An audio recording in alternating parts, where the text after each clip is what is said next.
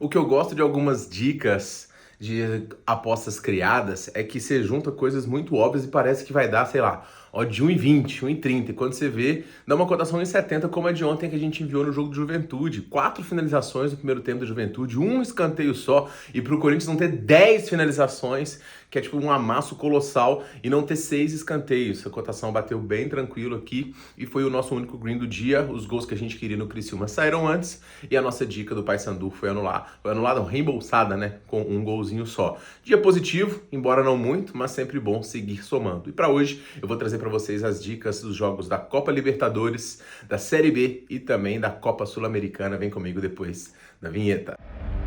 A melhor estratégia para entrar em campo é ter visão de jogo. Mas com tantas opções de bets, fica difícil escolher a melhor.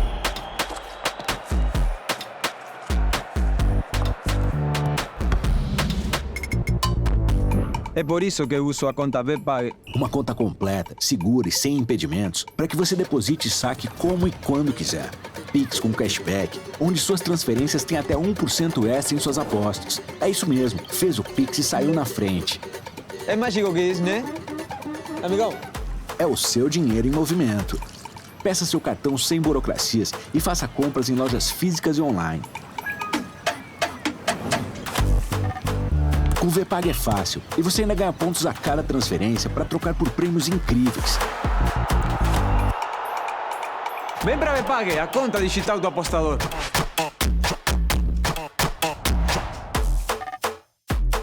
E vamos embora, pessoal, para a análise do primeiro jogo do dia, jogo do Fortaleza contra o Vélez. O Fortaleza acabou de ser goleado pelo Botafogo 5-0. Foi o terceiro jogo seguido que o Fortaleza não venceu e a situação no campeonato segue bastante complicada. Mas eu quero fazer um asterisco nesse jogo aqui, é que o Fortaleza teve um expulso logo no início do jogo. Isso mina, obviamente, o planejamento de qualquer time, ainda mais contra uma equipe técnica como o Botafogo. E ainda assim, o Fortaleza até conseguiu fazer muitas finalizações. Então foram aqui vários chutes a gol, foram muitos escanteios. Então, assim, diante das dificuldades, o Fortaleza até conseguiu criar.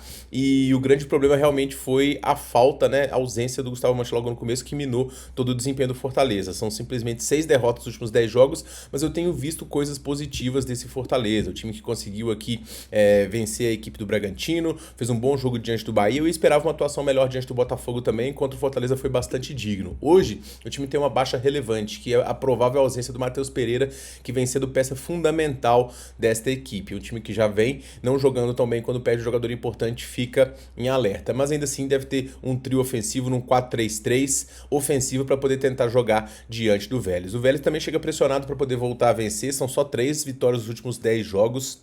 O time passou num grupo tranquilo, de certa forma, na Copa Libertadores, muito por conta do desempenho em casa, e vem aqui para poder fazer um estilo de marcação forte como é, mas é um ataque que não funciona muito bem. A média de gols do Vélez é uma média muito baixa. Para poder piorar, a principal contratação da equipe, que é o Diego Valdez, ainda não vai estrear. A grande discrepância entre os times está justamente na defesa, com o Vélez mais organizado, mas o Fortaleza é melhor, principalmente no lado ofensivo, e um desempenho ofensivo aqui bem interessante. Pessoal, eu acredito numa pressão inicial do Fortaleza, numa postura mais defensiva do Vélez, então eu vou pegar esse bilhetinho de produção ofensiva do Fortaleza no primeiro tempo. É só não ter expulso que isso daqui vem, e eu vou mandar esse tipo de dica aqui em jogos que eu acredito que a gente vai ter uma boa pressão. O Fortaleza é um time que consegue fazer bons escanteios dentro de casa, uma média de 8 escanteios, uma média bem alta aqui.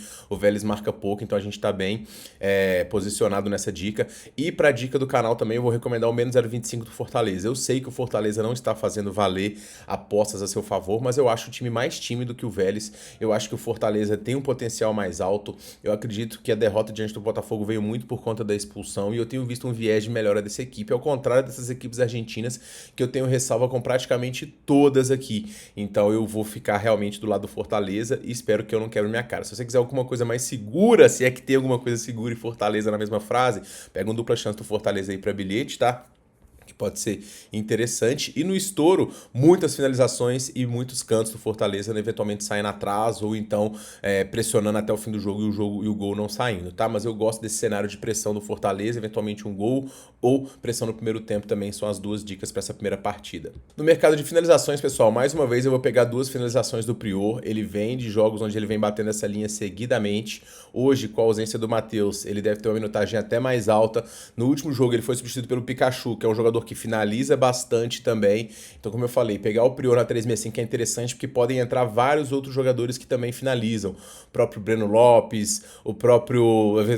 uma substituição ofensiva com o Lucero, com o Pikachu, até jogadores de meio aqui que conseguem finalizar, então a gente fica coberto tanto por ele quanto pelo seu substituto. Então 2 finalizações dele acima de 2 aí eu acho interessante e é a minha dica para essa partida.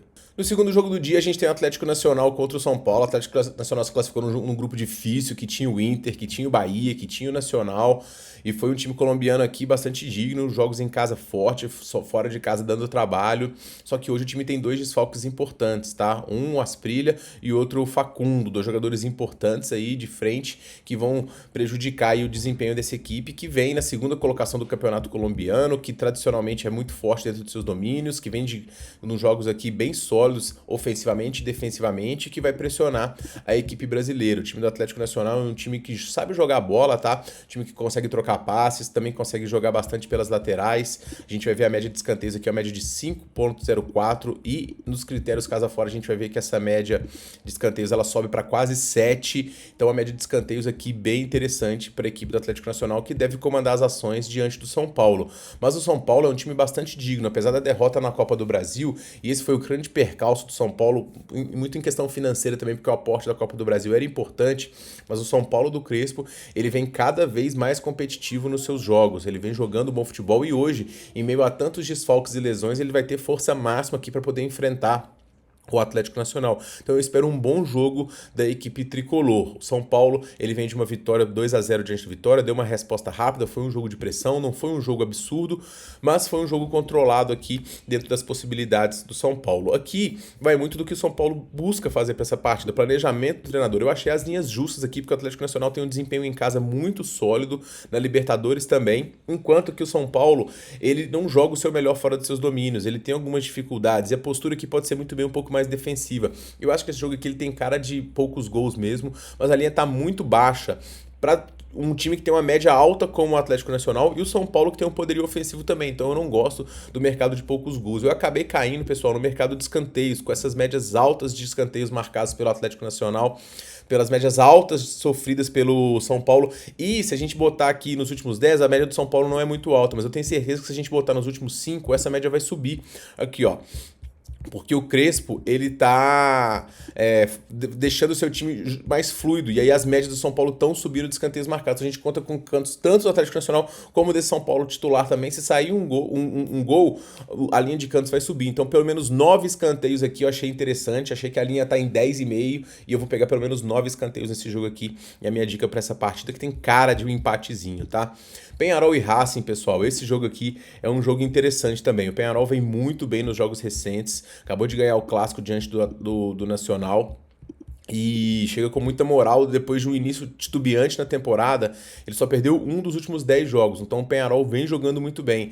É um time que tem um controle ofensivo diferente do que tinha na temporada passada, que era um time que sofria muitos gols. Agora é um time mais consistente defensivamente, embora tenha diminuído um pouco a sua média ofensiva, ainda assim consegue criar muitos gols. Agora tem um adversário de muito gabarito também pela frente, que é o Racing, né? Um time muito copeiro, um time que fez uma campanha muito forte na Libertadores, que atropelou seus adversários. Então assim, é realmente um confronto bastante parelho, tá? O Peñarol em casa é um time que consegue pressionar com muitos escanteios também, os dois times conseguem, os dois times se defendem muito bem e atacam muito bem, então o equilíbrio, ele é a tônica desta partida realmente, tá? É um confronto muito parelho, muito equilibrado e com chances aí para ambas as equipes. Joguinho também com carinha de empate aqui, e eu vou justamente fazer isso, eu vou cravar o empate nesse jogo, juntamente com o empate no jogo do América de Cali contra o Fluminense. O América de Cali, ele é um time que nessa Sul-Americana que acabou de conseguir derrotar o Bahia, mas na minha visão muito mais demérito do Bahia do que mérito do América de Cali. Mas que tem um desempenho bom, principalmente dentro de casa, né? Só perdendo 2 dos últimos jogos, inclusive acabou de perder pro Tolima. A equipe que vai a campo hoje é a equipe base, que acabou derrotando e eliminando a equipe do Bahia, e o América de Cali vai ter as suas chances hoje diante do Fluminense, até porque em casa, como eu falei, joga o seu melhor futebol e vem aqui numa sequência muito sólida, inclusive nessa Sul-Americana foi bem. É um time também chato, tá? Que sabe se defender, conseguiu segurar o Corinthians, segurou o Racing fora, o Huracan, então é um time complicado, segurou o próprio time do Bahia aqui. O Fluminense, por sua vez, ele vem numa versão copeira muito forte, ele vem de um empate diante do Bahia, que é um resultado muito positivo, porque ele poupou vários jogadores para poder escalar alguns dos principais. Ele ainda tem baixas, principalmente no setor defensivo, mas é muito provável que o Everaldo volte aqui, e ele vem jogando muito bem, conseguindo marcar gols. O Fluminense tem uma média de gols fora de casa que é bastante interessante, e é um time que pode incomodar. É um jogo também bastante equilibrado aqui, com tendência a poucos gols, porque é um jogo de ida, mas as médias ofensivas do time são bem altas, então esse jogo pode descambar aqui para 3 gols tranquilamente, então eu não gosto do mercado de poucos gols também. Então eu vou empate Penharol e empate América de Cali. E o bilhete do dia hoje é justamente essa dupla aqui, de 2 empates, tá? Eu acho que é uma dica interessante para partidas tão equilibradas assim. Então eu vou nesses 2 jogos e não me expor demais, tá? Nessas 2 partidas aqui. No mercado de finalizações, pessoal, eu vou pegar pelo menos uma finalização do Hércules. Ele tá com uma média aqui de uma finalização por jogo. É um jogador interessante, com chegadas e que pode ter espaço neste confronto aqui mais movimentado. A minutagem dele deve ser bem alta também. Então uma finalização dele ao acima de 2 é bem interessante aqui, tá? Deve cair isso pré e eu vou pegar essa finalização do Hércules nesse jogo. Para poder finalizar, pessoal, eu vou pegar aqui Del Valle contra Mushukruna, e aqui pra mim parece um jogo bem discrepante, tá? Eu gosto muito desse time do Del Valle, acho que é um dos favoritos nessa competição, é muito difícil jogar lá, é um time que tecnicamente sabe jogar futebol, ele tem mais do que, independente da troca de treinador, ele já tem um estilo pronto, não é de hoje que o Del Valle joga bem, não é de hoje que ele dá trabalho e elimina brasileiros, não é de hoje que ele faz bons jogos, e é um time que tende aqui a fazer uma boa competição, ótimo time equatoriano, forte no seu campeonato nacional e na Sul-Americana. Ele vem de um atropelo diante do Vasco que foi simplesmente impressionante, 8 escanteios, 18 finalizações, e ele vem para poder atropelar o Mushukruna, outra equipe equatoriana. Então é um jogo que tem uma certa rivalidade, né? Mas cara, eu acho que tecnicamente aqui há um abismo bem grande de desempenho das equipes, de experiência internacional. Então a gente vai aqui apoiar a equipe do Del Valle, que tem aqui seus principais jogadores disponíveis e que vem para poder, como eu falei, pegar aqui o Mushukruna, que é um adversário que vem numa sequência muito ruim no campeonato. Não sei nem como conseguiu passar, foi surpreendente, né? Várias rotações altas bateram, pegou o União Santa Fé, ganhou com odd 6, Palestino com odd 3, pegou o Cruzeiro e conseguiu vencer. Então é um time impressionante, mas que mostra que de certa forma tem uma qualidade técnica aí.